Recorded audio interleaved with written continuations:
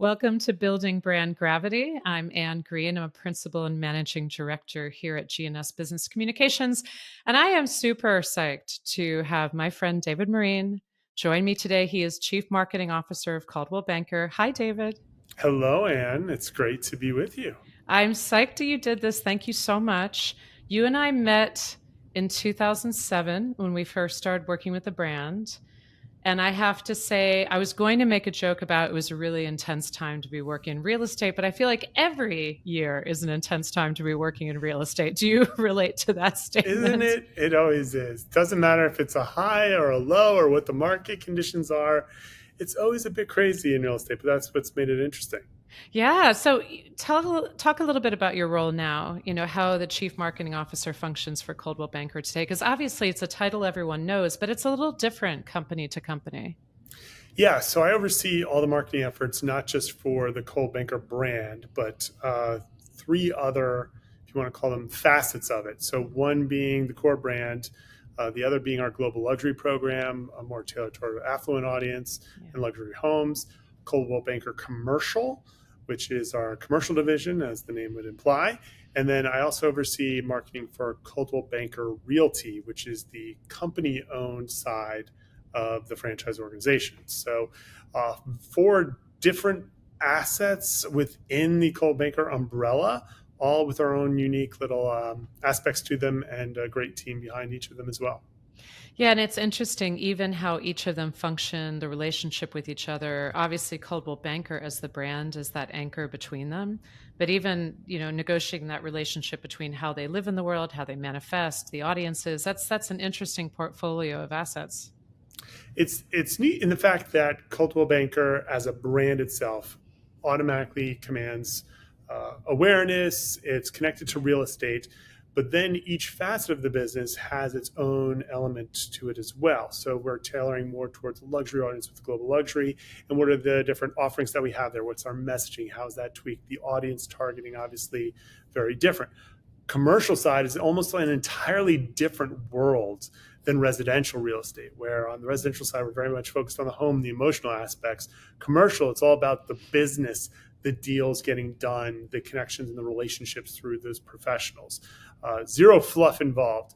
And then on the realty side, a Cold Banker Realty, the company owned side, it's very much nuts and bolts getting down to getting deals done and how do we support those agents, those boots on the ground on a regular basis through awareness, through giving them the tools in order to get things done. So all with our own unique things, but it's good to have a overarching umbrella with Cold Banker and what that messaging, what that brand stands for to be part of it.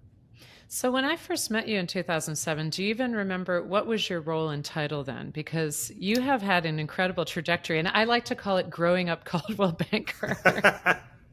That's a good name for it. Maybe Yeah. that's in my autobiography at some That's right, point. your memoir, David. I've given you the title, so I'll think of a subtitle for you too at some point. I'll Yes, email it I to you. will tell you now. If I ever write a memoir, you get to be the foreword on the chapter of growing up Cold Fantastic. Banker. Yes. Yeah. What was I back then? Probably You're on the see. marketing team. I was on the marketing team. I Yeah. may have been overseeing some of the media assets at the time, Yeah. like senior manager of consumer engagement or some fancy title like that. But yes, I've been with the brand for 22 years. I joined in 2002 Yeah. as the electronic product manager and have held pretty much every role within the marketing department since then. And over time, made my way through the organization to now be in charge of all the marketing. How is it? I mean, it seems obvious how it would help, but from your perspective, what have you gained or what did you learn by playing so many different roles as you rose up to the organization and ultimately had a chance to shape it the way you wanted to shape it? Yeah, what's weird is when I was younger, I was very interested in advertising at an early age, like 9, 10 years old. I would memorize commercials, their jingles, all that stuff. I Yeah. was almost obsessive about it. And I told my parents at an early age that I wanted to be in advertising someday. And they're like, you know what? Why don't you set your goals a little bit higher? Don't you want to be something more than that? It's like, no, I want to make TV commercials when I grow up. And I majored in marketing in college and one of those rare people who went to college 4 years, Hmm. graduated with what they started off in, and really had this mindset that this is what I wanted to do someday. But what I didn't realize was that we don't just get to make television commercials and massive campaigns right out of school. Like you don't graduate and they're like, hey, here you go. Coke wants this by next Friday. No, it was this journey. And so then there's the like, hey, I just need to get a job. I want to be in this field of marketing. Let me get started there. And I started off with a small agency, and then I was eventually came to Coldwell and just found different facets of the marketing business that I probably, even as a college kid, didn't even realize existed. Like product development and the digital side of things was just sort of coming into fruition at that point in time. And so, with this end goal of wanting to be in advertising and eventually wanting to be a CMO someday, I saw these different areas of the marketing spectrum that I knew I needed to get better in. So while I started in the product development side, I remember uh, early on, maybe 2 years in with Coldwell, that someone from the digital team left and they went to get another job somewhere else. And I was like, you know what? I don't really have any of that experience at this scale with a brand. I think I need to be better in that. I think that's something I need to go for. And at the time, the role that was open was a lower in title than my current role. But I went into my boss's office one day and said, listen, I'd really love to get some more exposure on the digital side of things. I'm willing to take a demotion in title if I can fill that role and to be able to get that experience. And so one of the great things about Coldwell Banker and what has kept me here for all these years is they continue to open doors for people to grow. And a couple of days later, my boss calls me in. He says, "No, you're not. No demotion in title. We're going to move you over there because you're interested in this." And so then, throughout my career, I found these different areas and pockets of like, "Oh, well, I need to get better in buying media side of things before I can get into the creative side of things. I need to understand that world. So how do I get exposed to that?" And just I've been very fortunate through my career that there have been doors that have been opened. I've had the right people in place to help me along the way to kind of round out that holistic marketing view of things. That has really, I think, helped me in my current role being CMO. I was laughing at the value judgment implicit in what your parents were saying. Like, don't go into advertising. You can aim higher. No, I mean that's just That's funny. totally true. Yeah, they're like, really, seriously.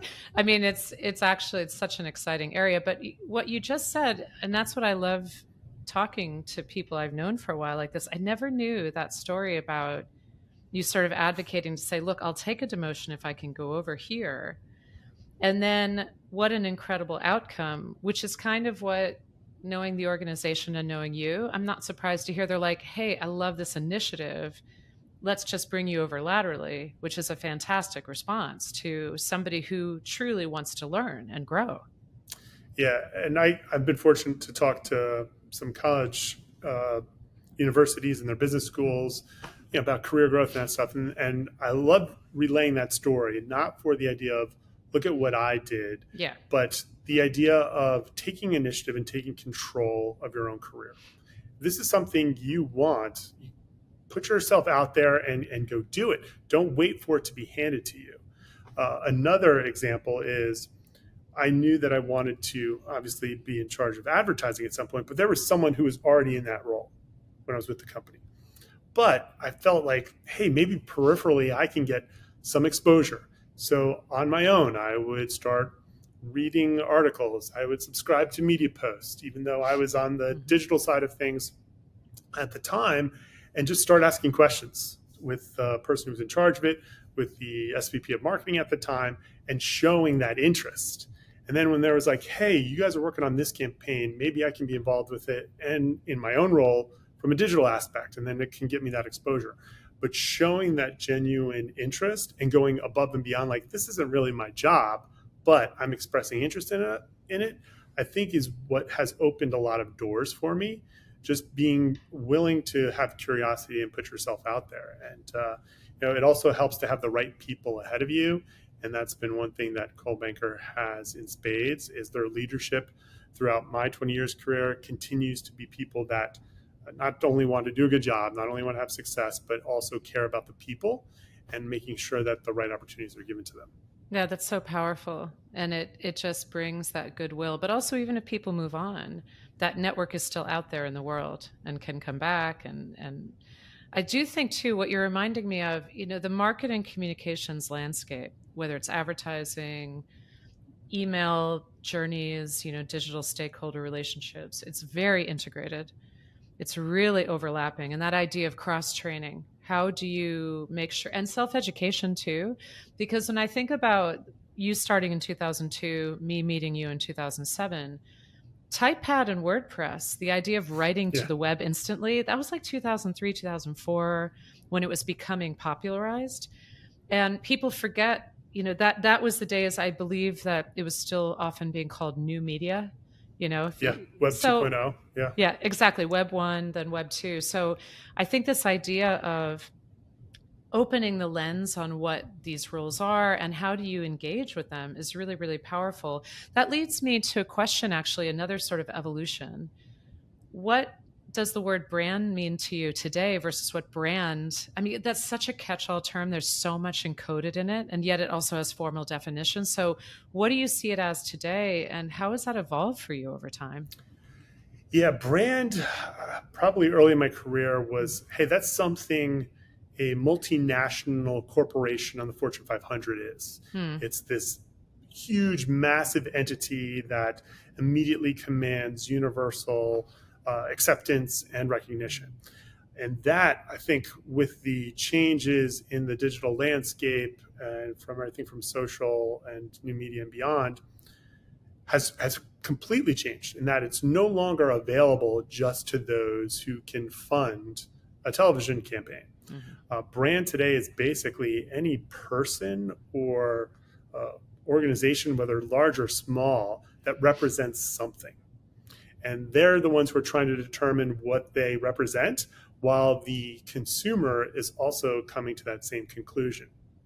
And the change in branding as a whole, from being a sophisticated organization to basically an individual, has been one of the biggest changes I've seen. And you just have to look at like the NBA for an Yeah. example, where the NBA was a brand in itself. It was the Chicago Bulls, the New York Knicks, and Michael Jordan was what was one. Like those were the big brands.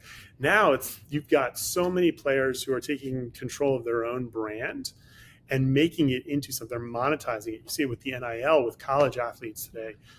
This idea of branding and controlling your message has now become so critical to everybody. And I think even for the average business person today, what does your brand stand for when you're going into an interview? What is it telling? What is your resume saying? What are you as a person saying? What is your work product representing, and what you want that to be? It's now up to the receiver of that information to say, like, yeah, I agree with that or not. And it goes for Coldwell Banker as a whole, or for David Marine as an individual. Yeah, it's such a two-way street, right? As you said, the entity, whether it's a person or an organization, has to figure out what do I stand for? How am I going to manifest that in the world through every touch point? But then the receivers on the other side have to decide how it lands for them too. And this whole time period we're talking about, the feedback loop was so much more. So many more levels Oh, of yeah. feedback and engagement and coming at us, positives, negatives, et cetera, that understanding of that brand personality and where it's rooted is constantly pushed, has to be constantly reestablished, constantly revisited. I mean, you're working for a brand that's what, 117 years old now? That's Is right. that, yeah, Yes, 1906? exactly. That's a long heritage. And it's interesting too, because what a brand means in each decade for a brand that's over 100 years old means something different. How do you think about Coldwell Banker relative to that incredible arc of history, and how is it that you honor the deep roots, which are something that are so precious, like so few companies have that, versus making it fresh and real and relevant today? Yeah, what I'm very fortunate in having as in being in charge of the Coldwell Banker brand as a whole Mhm. is it has represented something for those 117 years and hasn't really changed from its core. So there's some brands that, hey, did you know they started as they used to make jugs and now they make headphones, right? Uh, for Coldwell Banker, it's always been about real estate and this idea of doing what is best for the customer. I mean, I talk about our founding story all the time, and it's basically is a script for a film where it's a college dropout comes back home, finds his city in total disarray after the 1906 earthquake in San Francisco, and decides to start a real estate business that puts the consumer first because he saw shady real estate deals going on from the competitors. You're like, that's not real. That's a made up, made for TV movie or something. Nobody does that, but that's literally what happened with the guy Coldwell, 20 something years old, started this company. 117 years later, they still exist. And this idea of home and the financial and emotional aspects of it has been something that's been core for the better part of that 117 years as well. And so while the idea and the shape and the cost and value of home has differed over time, the emotional value of it hasn't. It's still this place that we want to call our own, where memories are made. It's literally the only investment that you can hang things on and you can physically enjoy. So that gives a very wide spectrum for a marketer to be able to play with and continue to develop over time, and how home changes and what it means today versus 20 years ago, what it meant during the pandemic, and even the greater value of it as a place of safety and refuge than it would be in a different time that we've existed. So having that at its core really makes the brand stand the test of time, and we're able to just change the volume of it and the messaging of it slightly, but still keep to the core of who we are as a brand. I think that it makes me wonder whether having that history, it can maybe be an anchor for some people in a bad way, like pull you down. But when you allow it to root you in a set of values and really reinterrogate those values decade to decade, year to year, context to context, it gives you a really rich palette to work from, I think. Oh, it certainly does. And again, going back to, we're not just selling a shoe, right? Yeah. It's something that's more than that, gives you a greater purpose behind your brand. And it may sound lofty and froofy marketing guy talking about it, but it's a higher calling, if you will. Like our workforce of agents, they're not selling an object, they're selling the American dream. And the idea of home ownership is something that, while there's headlines about, hey, no one wants to own a home anymore, and this is the rental economy and all that, I've heard all that. Yet 700,000 homes were bought or sold in the past 12 to 16 months. So it's still something that goes on every day, and people are moving for emotional reasons as well. It's not just because, like, hey, home prices are up, so I'm going to sell and therefore I'm going to bank on this. It's no, I want some place that is going to be closer to where family is, or I want a better place for my family. And what I love is when you talk, I'm a big sports guy, so when you read about these athletes who come from crazy backgrounds and hard times, and then they get into the NBA or Major League Baseball, and then what's the first thing they want to buy? I know exactly what you're going to say. Home for their mom. That's right. And because that's not just like, hey, mom, it's an amazing investment, it's going to increase over time. It's like, no, this is a place that I want to be a safety for you, a refuge. I want it to be a place that I can go to and we can spend time and enjoy together. And to me, like, that speaks to the value of what the Coldwell Banker brand really stands for. It's an interesting thing to do branding in this environment, especially the real estate sector, because it is such a core economic indicator. It's always in the news, up, down, sideways. There's always speculation about whether it's new home starts or existing home sales. It's very tied to other macroeconomic indicators like interest rates. The movements of the Fed move real estate. But the other thing about shepherding a brand through this environment and doing all of the kinds of marketing, advertising, et cetera, that a brand like this does, it's a highly multi-stakeholder environment. And it's very much of that B to B to C. You have your broker owners, the companies out there who franchise. You have the staff that works at the company-owned locations. You have the agents themselves who have a layered relationship. They're part of the brand, but they also can do what they want. They're very independent as well. And then you have buyers and sellers. How have you grappled with that kind of dynamic sort of Venn diagram of a stakeholder ecosystem over the years? Because everybody needs to see and hear themselves in the messages that you're sharing. Yeah, sometimes I think it would be, wow, it must be much simpler to be Mountain Dew. Be like, 15-year-old boys. This is what I need to target. X And Games, that's let's right. go. Simple. Just slap that logo on stuff, get it out there in front of them, and be good. But Skateboards. you're right. Not only do we have the buyers and sellers, which is kind of like the hey, those are the people who are dealing with houses, but we have our network of 100,000 agents across the globe. And then we have our 3,500 plus offices and companies that are these franchisees. So there's this multi-layer audience.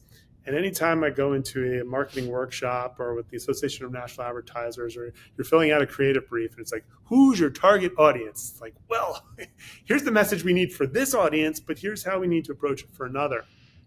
And it's a challenge, but it also what makes it interesting. And so one of the approaches that I've tried to take was whatever messaging we are providing to the end consumer, the buyer or the seller, I want it to be so compelling that our network of agents and brokers look at it and say, I can't help but use that because I know that this will work. And sometimes we hit a home run, sometimes we swing and a miss on that. But that's the idea of, hey, if we can talk to them directly, the buyer or seller, and our brokers and our agents across the globe are saying, I want to use that messaging too, that is the most powerful marketing that's there. It's taking national messaging, allowing them to use it at a hyper-local level to make those connections. And it just acts as an echo chamber as well to be able to be for other people to be able to hear that same messaging time and time again. Yeah, and you're reminding me of one thing I was thinking about earlier, which is there is the message or messages, and then there are all the channels. And I think sometimes, especially in the kind of environment, the B2B side of it, there's a focus on, rightly so, well, what are the tools and the tech or the channels, and what's the thing you're giving us? But even deeper than that is the message that's going to resonate. What are those messages? What's the values of the brand?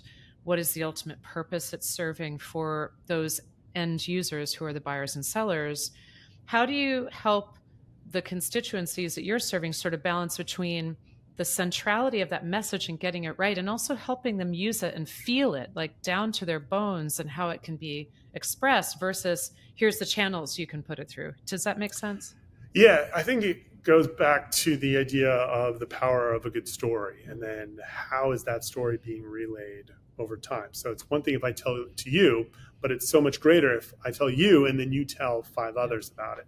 And so that's the approach with our constituents, is giving them the ability to tell that story of whatever it is. And it may be about a specific product, it may be about a specific campaign we're rolling out, or it could be even about what is going on in the luxury space. Equipping them with not the verbatim, here is what you're going to recite, but the idea of, yes, I understand that we are trying to attract sellers and to increase the listing inventory in our market. And I can do that by talking about the power of dreaming today, which is one of our current campaigns that's out there, and saying like, well, if you could live anywhere, where would it be? And 99% of the time when you ask someone that, they don't say the place where they're currently living right now. That is probably true, yes. It's always someplace extravagant. Sometimes it's, oh, well, eventually Or I'd maybe like to. it's returning to an earlier home. It could be going back to their roots, which is so powerful. So putting that in their minds is, oh, okay, now I understand why we're doing this, and I can connect with the fact that this is true. So now how am I going to express that locally as an agent or a local Coldwell Banker franchisee? Okay, now here are the tools in which you can do that, whether it be custom social media campaigns or videos, or a tool like our Move Meter or CB Estimate gives them the ability to then take that talk track and that concept that they get behind and then activate it at a local level. Well, I think this is an important conversation too, because there's wheat and there's chaff, or cart and horse, right? Mm-hmm. And sometimes it can be hard, like in a very dynamic environment that we've been in, especially from a digital perspective, different platforms, new ones launching. Obviously there's a change from Twitter to X. Now there's Threads. Now there's that whole battle royale going on. But I think that in the marcoms landscape, advertising, marketing, communications, branding, there is an anxiety to stay on top of that technology, the platforming, the evolution of the space. but how you stay rooted in the why of it and the who of it and the what is going to move the needle. Not, you know what I mean? Don't get caught up in the tools, but and forget the core of what you're actually trying to communicate. Yeah, this is a bizarre example, but when we talk about the best stories that are out there Yeah. that can stand the test of time. So there have been 100 iterations of Superman, Yeah. from black and white cartoons, comic books, Smallville, Man of Steel, Adventures of Lois and Clark. It's all out there, and they all have their different iterations of it. Some work, some don't. But the core of that story is still the same. It's about this alien who comes to Earth, makes his home here, wants to save the world, falls in love with Lois Lane, and the different aspects of that can change over time. But the core of it, about truth, justice, the American way, helping out, trying to find success in this world by helping others, that's always been the same throughout it. So it doesn't matter if the vehicle of that story has changed over time, and even the characters playing that has changed and they look differently now. But at its core, it's still the same story, and it always works. So finding a way as a marketer to say, hey, you know what, this at our core is what we stand for and what we want to do and what we want to communicate. And now let's think about what are the different ways that we can compel people to engage with that story. That's really powerful. And the hard part is not a lot of brands today and not a lot of marketers have that core story that will stand the test of time. It's very much trying to grab things at a specific moment in time. And that's fine.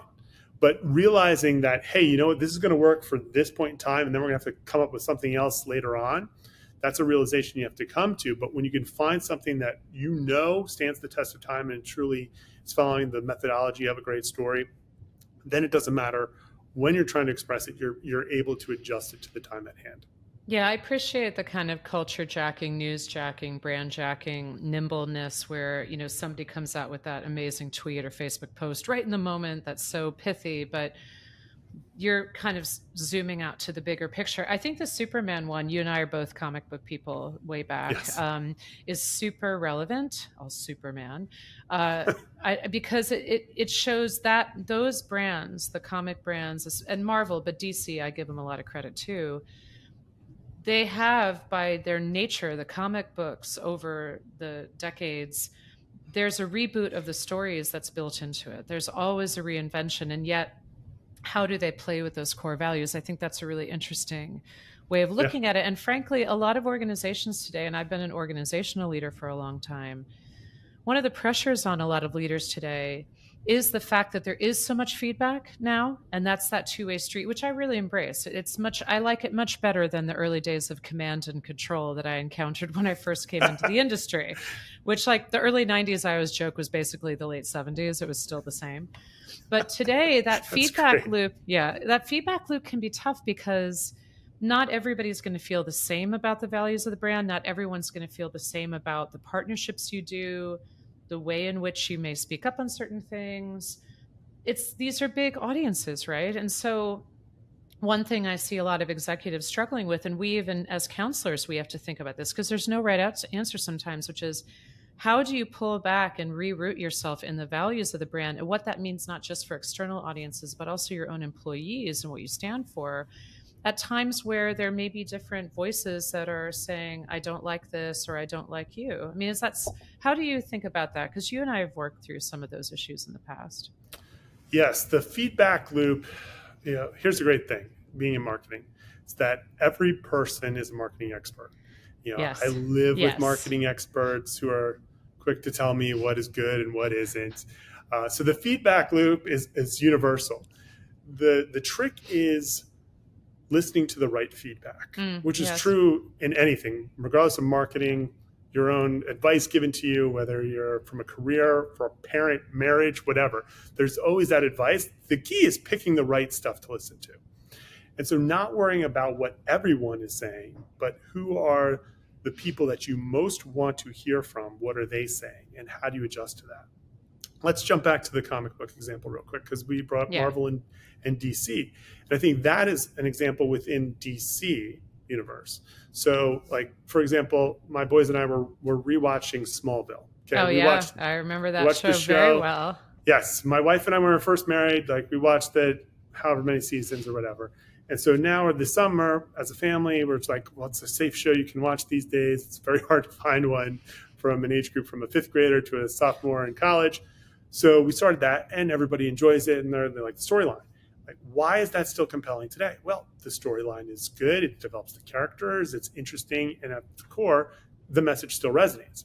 So my 10-year-old asks me, I like Smallville, but why do all the DC movies stink? Like, why Oh, aren't they good? a It's the good same question. characters. And I A said, good yes. question. Yep. And the reason is because I think, and I can't speak for DC, but my assumption would be that they thought, well, people love these characters, so we're just going to throw them in a movie and people will eat it up. When instead of focusing on developing that storyline for today to attract that audience versus like, hey, we're just going to come out with Aquaman. It's going to have an amazing special effects. People are going to go see it and we'll rake in the money. On the flip side, Marvel took the time of laying out all these different phases, and here's how we're going to develop this story. And in 5, 7, 10 years from now, it's going to culminate in this Avengers Infinity War and Endgame, and that's going to be a capstone on this, and then we'll be able to reset again. It's a different approach, two different approaches, both with this basically the same assets at hand, great stories, great characters known, but approached differently. One has seen immense success from it, and one is just trying to now reboot yet again with DC bringing on James Gunn to kind of run their storyline. That's such a powerful example, and it blows my mind to think about. And there are some, individuals and visionaries within that, but that ability of Marvel to hold to that arc, for Marvel to say we're going to create a long arc of story, and we're going to have wins along the way. And they did obviously have some big wins, and there's some reasons in terms of the talent they brought in too. I mean, I'm sure they owe a giant debt to Robert Downey Jr., but it's still exactly. It still takes a lot. And I think it's a metaphor for the kinds of dedication and will and also courage, but also foresight that one has to have in shepherding a brand over the long haul. And I think your role is so interesting, David, because we all read the stats and Ad Age over the years. And, the ANA is my former client, very friends with the folks over there. And, we know how short tenures can be for marketers in different organizations. And now you've been CMO for a certain amount of time, but your trajectory goes much farther back. So just the ability for you to have thought for so long about this brand, have been a part of how it has operationally evolved. I mean, it's not just the external, it's operationally how it works. Like that's a pretty rare thing. And the Marvel thing, though, reminds me of another question I had for you, because you are a very culturally savvy guy, like you said, into sports and Marvel and entertainment, and just really literate on that front. And we are seeing, aside from Marvel, some just absolutely powerhouse brand moves this year. You mentioned Jordan, so the movie Air and the kind of reigniting of the Air Jordan origin story and where the brand sat. And then, of course, there is the B word, Barbie, which has been also, by the way, reached 1 billion. So there's another B. I know. So Greta Gerwig, now the biggest, female selling director ever. But what is your observation about sort of where brands play in the cultural conversation, the relevance that they can have when they hit it right and it really resonates, to use that earlier metaphor, versus when it rings false? What are some of your observations, and how do you judge that when you're making deals that puts your brand out in the cultural conversation? Yeah, brands today can tread lightly in knowing that you are either going to create a brand that's going to be amazingly compelling and talked about through books and television series and movies, or warning, you're going to be a brand that's going to be talked about in movies, television, and stories, depending upon where you end up. The double-edged sword. Oh, think of WeWork. Right? Yes. Oh my gosh. One of the best series I've watched on Apple TV was Jared Leto just running around the office yelling "Masa," as part of the We Crashed the True series. Story. Yeah, exactly. So real story, a highly compelling and disruptor brand that just kind of exploded, or self-imploded, I should say, versus Nike, and you talking about Air, which is likely going to be up for some Academy Awards, I would expect. Just a fantastic story about a brand that's been around for a while. Everybody's kind of known Yeah. that story, but putting it all together with some powerhouse talent behind it to it, Hmm. all of a sudden puts it in a new light. And as a father of four boys, I can tell you right now that my 15-year-old and 12-year-old both wanted Air Jordans as their basketball shoes. And those were the shoes that I wanted 25 years ago when I was in high school and junior high. And to be able to say, like, and a guy who hasn't played in the last 25 years or so is compelling in that that's a brand that stands the test of time. And so that's one that I personally enjoy near dear to my heart. But as a marketer, you marvel at the way that they're able to say it. It was around a guy, one player, Michael Jordan, who he's the greatest player ever in basketball, in my opinion. But when he's no longer playing, how do you get 12 and 13-year-olds to still be engaged with that identity? And they've done a good job of not only from just making the shoes appealing and a fashion icon, but then also finding a way to, like, okay, whether it's Jason Tatum or Luka Doncic, they're going to be able to find that next generation of talent to also wear that brand. It doesn't hurt that every University of Michigan team also Yeah. has the emblem on their jerseys, engaging the youth of today. Well, it's a long game, and it has to be continually reinvented. And it does require that attention to the core values of that brand and also the core values that Nike has shown about being aligned with athletes Yeah. and really raising them up, celebrating the effort behind it as well as the amazing prowess, on the field or on the court. Um, Last time I saw you, I did show you a picture of my brand new Air Jordan high Yes. tops. So even the 52-year-old women are also interested in this brand. No, it took a long time. It's hilarious though, but it was one of those things where I'm like, I've always wanted a pair of those. I think I'll go get a pair. It is a moment when you can go out and be like, you know what? I need a new pair of Jordans. That to Yeah, me is and my wife jokes with the boys all the time with, like, well, shoes, it's the one thing that daddy will spend money on there you when you need go. a new pair. Get it while, it's something he supports. Well, and the Barbie thing was interesting to me. Have you seen the movie? I have not, although I highly my recommend. wife has said we need to go at some point in time. I say Has not been scheduled yet. I would say that it works on many levels, and as a marketer, you definitely need to go. And the reason is that the portrayal of Mattel, and I've been in communications, as you know, for 30 years, and I've advised a lot of brands, and I understand what feels comfortable or what does not feel comfortable for different companies based Yeah. on, where they're putting themselves out there. And we do know that brands that authentically, and that's a very charged word, but brands that authentically are able to embrace either humor or not being so serious or poking fun at themselves or looking clearly at the hard issues in their history, that's really powerful. And I think what's interesting about Mattel, and we'll have to talk about this not on this podcast, but after you've seen it, is that there's so much tongue in cheek, but there's also serious critique of what Barbie has meant in society, as well as good stuff, and a lot of silliness and a lot of madcap insanity that the Mattel leadership and advertising folks must have like swallowed hard and been like, oh my God. But they went for it. And it was really amazing when you can see a brand that is both humble enough and has sense of humor enough, like a person, to be able to kind of be like, yeah, we're complicated too.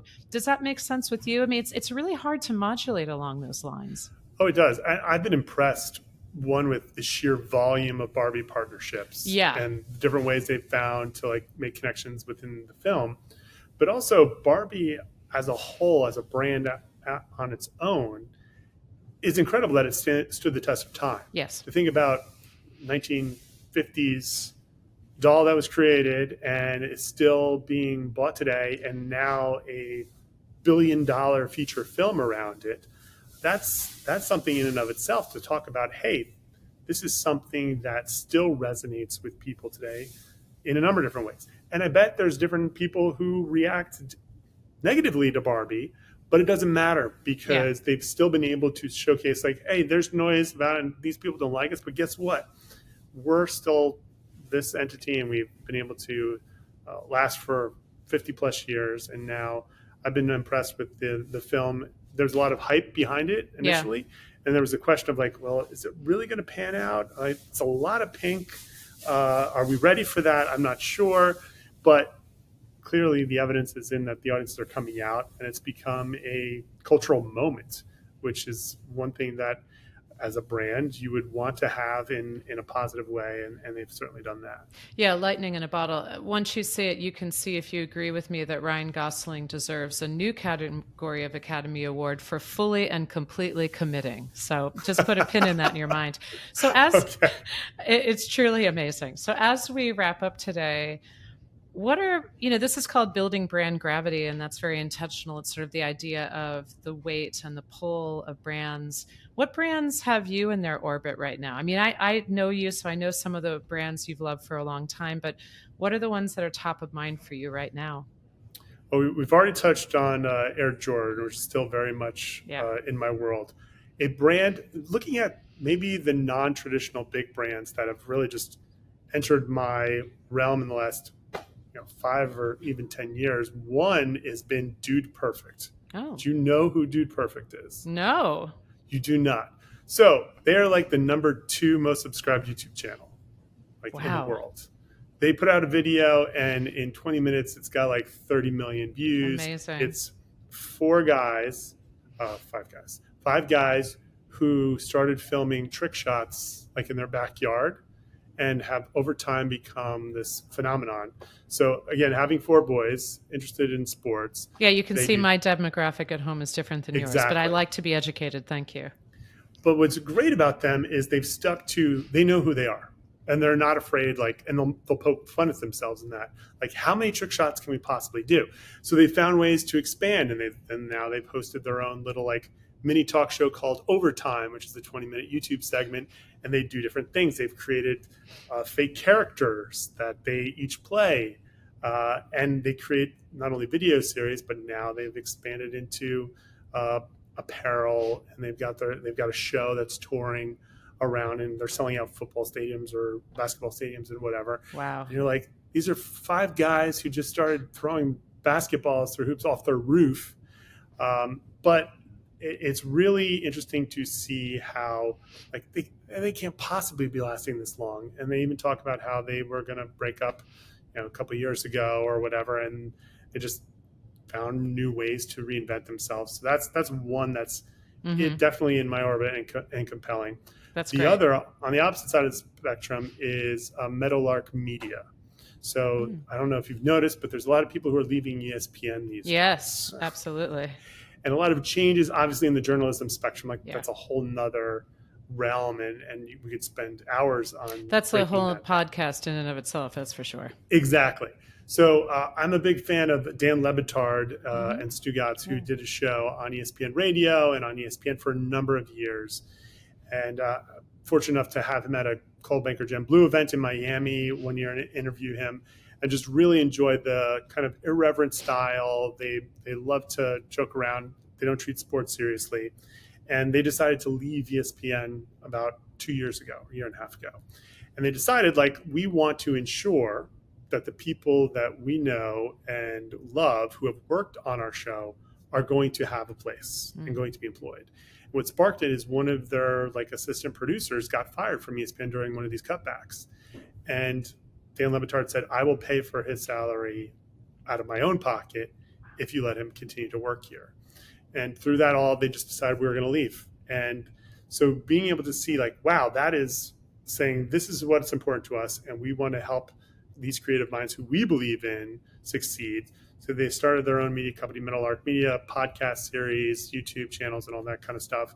And it's a lot of people from ESPN. Pablo Torre, who is the host of ESPN Daily podcast for a number of years, has now joined them as well. So they're starting to see that anti-establishment media, if you will, trying to find their own footing. And I find that really compelling just to see where that creativity and what restrictions might have been on them being part of ESPN, and how that expands out into being able to do something on their own.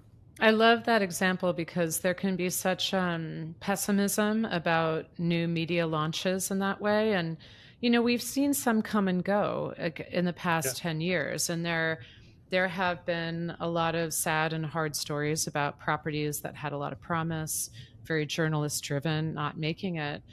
But the other side is there's still the ability to launch new things like this and to try new things. And I think it's really good to highlight like the optimistic view of let's keep that energy going. And it kind of goes back to that earlier piece about what's really at the heart of your brand within even a bigger brand and how do you bring that to life, and maybe sometimes it's your own thing.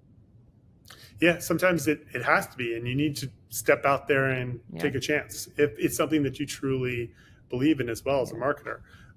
To that point, one of the best pieces of advice that I got when I was talking to people about becoming CMO is they said, always do something that makes you feel slightly uncomfortable. Mm. Not totally uncomfortable, because that's not a good place to be, but slightly uncomfortable. That's when you know you're continuing to push things.